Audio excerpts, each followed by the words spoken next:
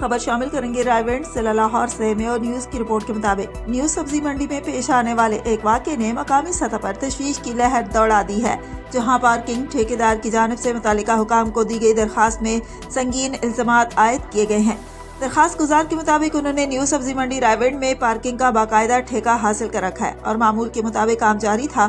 کہ مؤرخہ 3 اپریل 2026 کو تقریباً صبح 10 بجے ایک نامعلوم رکشہ ڈرائیور کے ساتھ پارکنگ فیس کے معاملے پر ان کے ملازم محمد احمد ولد محمد شفیق کی تلخ کلامی ہو گئی۔ درخواست میں موقف اختیار کیا گیا ہے کہ اس معمولی تنازع نے اس وقت شدت اختیار کر لی جب مذکورہ رکشہ ڈرائیور نے مبینہ طور پر ڈولفن فورس کے 2 اہلکاروں کو موقع پر بلا لیا، جن میں سے ایک کی شناخت اعظم ولد شفیق کے نام سے کی گئی ہے، جبکہ دوسرا اہلکار تاحال نامعلوم بتایا جا رہا ہے۔ الزام ہے کہ دونوں اہلکار آتے ہی مشتعل ہو گئے اور انہوں نے بغیر کسی تفتیش کے ملازم محمد احمد کو قابو کر کے اس پر تشدد شروع کر دیا، جس کے دوران اسے مکوں، لاتوں اور ٹھڈوں کا نشانہ بنایا گیا اور سنگین نتائج کی دھمکیاں بھی دی گئیں۔ درخواست گزار کے مطابق واقعے کی ویڈیو ریکارڈنگ بھی موجود ہے، جبکہ شور شرابے پر ارد گرد موجود افراد موقع پر جمع ہو گئے۔ انہوں نے بمشکل متاثرہ ملازم کو اہلکاروں کے چنگل سے چھڑوایا۔